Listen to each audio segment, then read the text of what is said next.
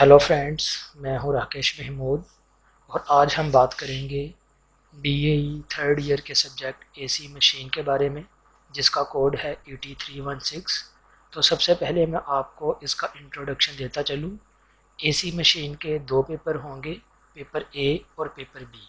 Paper A भी 100 marks का होगा और पेपर बी भी 100 मार्क्स का होगा, जबकि इस सब्जेक्ट के प्रैक्टिकल के नंबर जो हैं वो भी 100 हैं। तो इस तरह से इस सब्जेक्ट के कुल नंबर जो हैं वो 300 हुए, यानी कि ए पेपर भी 100 नंबर का, बी पेपर भी 100 नंबर का और जो प्रैक्टिकल है वो भी 100 नंबर का। तो कुल मिला के ये सब्जेक्ट जो है वो 300 नंबर का होगा। तो मज़ीद इसके प्रैक्टिकल के नंबर्स की डिटेल के बारे में मालूम करते हैं। तो जो प्रैक्टिकल के नंबर हैं उसमें जो 40 नंबर हैं वो लैब वर्क के हैं और जो सेशनल मार्क्स हैं वो 60 में से लगाए जाएंगे। तो इस तरह 40 और 60 टोटल कुल मिला के जो प्रैक्टिकल के नंबर्स हैं वो 100 होंगे। मज़ीद पेपर पैटर्न की हम बात करते हैं तो ये मैं आपको बताता चलूँ कि पेपर ए और पेपर बी दोनों का पैटर्न सेम होगा, फ़र्क सिर्फ इसके चैप्टर्स में होगा। तो जो पेपर पैटर्न है उसमें सबसे पहले जो है वो MCQs आएंगे, मल्टीपल चॉइस आएंगे, जो कि 20 आएंगे और हर MCQ जो है वो 1 नंबर का होगा, इसलिए क्योंकि 20 MCQ आएंगे और हर एक जो MCQ है वो 1 नंबर का होगा, तो इसलिए टोटल MCQs के नंबर जो हैं वो 20 होंगे। इसी तरह जो सब्जेक्टिव का पार्ट है उसके दो पार्ट्स होंगे। पहला पार्ट शॉर्ट क्वेश्चंस पर मुश्तमिल होगा और ये 37 शॉर्ट क्वेश्चंस होंगे और 37 में से 25 शॉर्ट क्वेश्चंस जो हैं वो अटैम्प्ट करने होंगे और हर एक शॉर्ट क्वेश्चन जो है वो 2 नंबर का होगा। तो क्योंकि 25 अटैम्प्ट करने होंगे तो 2 को जब 25 के साथ मल्टीप्लाई करें तो 50 आता है, यानी कि शॉर्ट क्वेश्चंस का जो पोर्शन है वो 50 नंबर का होगा।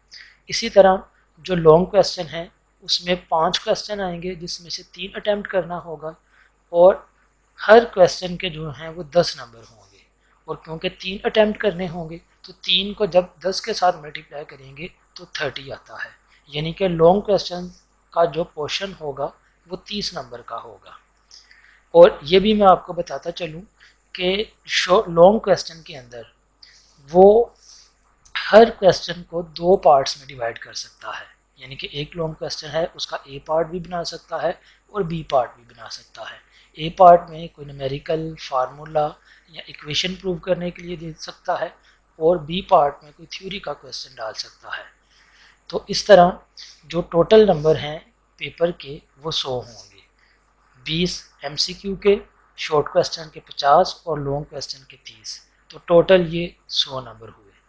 तो इसके साथ साथ इसकी कोर्स आउटलाइन के बारे में भी हम डिस्कस करते हैं। तो जो इसकी कोर्स आउटलाइन है उसमें जो सबसे पहला चैप्टर है वो है सिंगल फेज ट्रांसफार्मर का।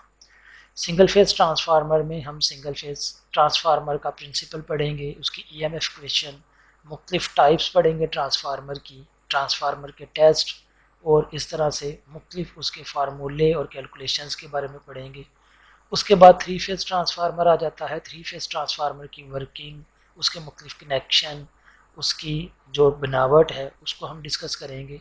फिर उसके बाद AC मोटर्स की टाइप्स को पढ़ेंगे, 3 फेज टाइप्स को, सिंगल फेज टाइप्स को, उसके अंदर जो रोटेटिंग कोर है उसको पढ़ेंगे। इसी तरह से सिंगल फेज जो मोटर हैं उसकी क्लासिफिकेशंस को, स्प्लिट फेज मोटर को, शील्डेड पोल मोटर को, रिपल्शन मोटर्स को। इसी तरह जो पार्ट बी है उसके अंदर आ जाता है सिंक्रोनस मोटर और सिंक्रोनस जनरेटर।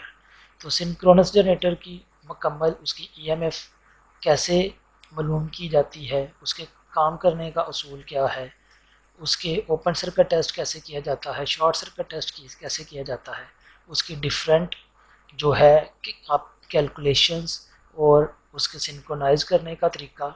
इसी तरह सिंक्रोनस मोटर के बारे में पढ़ेंगे कि सिंक्रोनस मोटर का प्रिंसिपल क्या है, सिंक्रोनस मोटर जो है किस तरह से इंडक्शन मोटर से डिफरेंट है और इसी तरह से उसका हंटिंग इफ़ेक्ट, इसी तरह मुख्तलिफ चीज़ें हम उसके बारे में पढ़ेंगे। तो आज के लिए इतना ही। तो मेरे चैनल को ज़रूर सब्सक्राइब कीजिएगा, क्योंकि अगर आप डीएई के स्टूडेंट हैं तो मैं डीएई इलेक्ट्रिकल का मुकम्मल कोर्स आपके साथ शेयर करने वाला हूं, जो कि डिटेल के साथ होगा विद न्यूमेरिकल। और अगर आप डीएई के स्टूडेंट नहीं भी हैं, आप वैसे इलेक्ट्रिकल टेक्नोलॉजी से वाबस्ता हैं, तो भी मैं इलेक्ट्रिकल के बारे में बहुत सी इंफॉर्मेशन शेयर करने वाला हूँ, जिसमें पीएलसीज़, एचएमआई, सर्वो, मुख्तलिफ़ टाइप्स की जो है रिलेज़ के बारे में बताऊँगा। और ये सब की सब जो इंफॉर्मेशन है वो डेमोस्ट्रेशन के साथ, प्रैक्टिकल के साथ होगी। तो इजाज़त दीजिए, खुदा हाफिज़।